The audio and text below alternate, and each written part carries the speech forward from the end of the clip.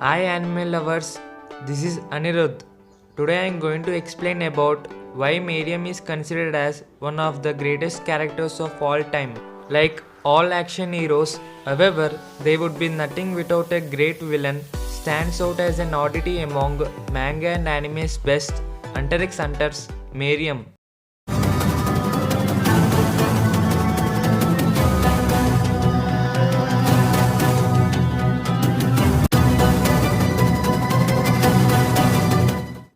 Meruem is unique in Hunter x Hunter.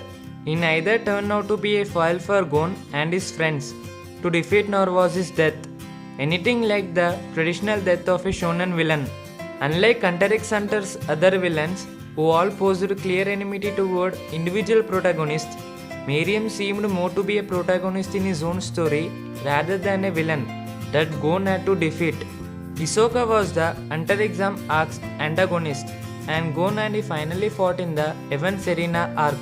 The Phantom Troop is unambiguously Kurapika's main enemy, while Illumi is clearly the biggest hurdle Killua has to overcome. Meruem, on the other hand, has no protagonist rival. In fact, by the end of his fight with Netero, Meruem seemed more like the hero than Netero, who villainously set off a suicide bomb to kill Meruem with him. This curious case can be explained away if Meruem is considered to be the protagonist of the Chimera Ant arc and not the antagonist. Of course, he is still the villain, but a tragic one by the end of the arc. It is not a new idea to have a villain develop into an anti-hero or hero as the story progresses.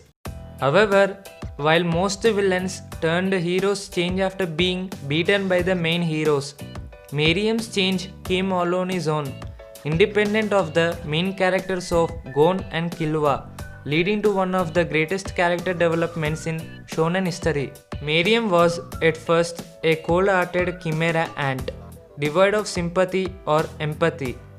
Upon birth, he immediately accepted his role as the chimera ant's king and proceeds on planning his world domination. He ordered his royal guards to collect the strongest humans for his personal pleasure and diet, and to kill all the rest. During this time, he also brought in the strongest human players in the world, such as the smartest chess grandmaster, and after beating them, he would consume them for his self-growth. This was when he met the world's best Gungi player, Komugi, a seemingly dumb, sickly girl who is also blind. In the following days, Meruem, to his surprise, constantly lost to Komugi.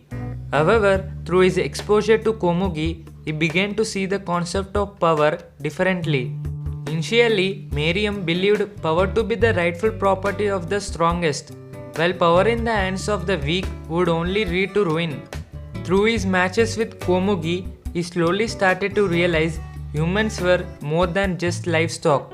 Impressed by her, a mere sickly girl with no knowledge of Nen, someone who he can kill with only a flick of his tail. As Meruem lost more and more Gungi board games, he slowly started to realize not just his enjoyment of playing with Komugi, but also his concerns for her. Bordered by these unexplained feelings that were getting in the way of his destiny as king, Meruem set out to kill Komugi in a room, only to instead save her from an attacking eagle. Afterward, he ordered Pito to guard Komugi with their life, while being confused as to why he didn't kill her.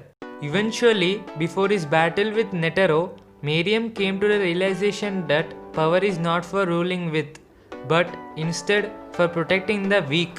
With this change in perception, he proposed to remove all inequality if he were to become king, which Netero rejected by attacking a reluctant Meruem.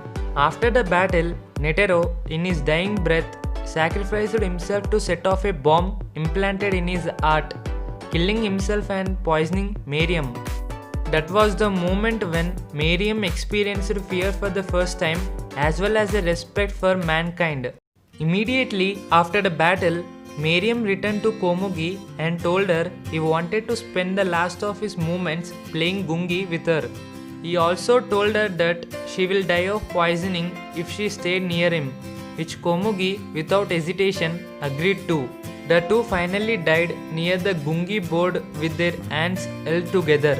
Throughout all of this, Meruem never faced the hero of Hunter x Hunter, Gon, who in a reverse mirroring of Meruem lost himself to his darker instinct in his quest for revenge. Meruem started out as a heartless creature that derived pleasure from killing humans. But what set Meruem apart from such villains was how he discovered love and humanity by the end, and despite that, died due to mankind's rejection of his existence. Mangaka Yoshihiro Togashi tackled multiple themes at the same time with this character, while simultaneously giving us an almost Shakespearean tragedy instead of having the villain get heroically killed by the main characters. A rarity in the shonen genre. In the end, Meruem's humanity prevailed within him over his inhuman side, while the human characters that were initially the heroes opposing Meruem ended up succumbing to their worst sides during this arc.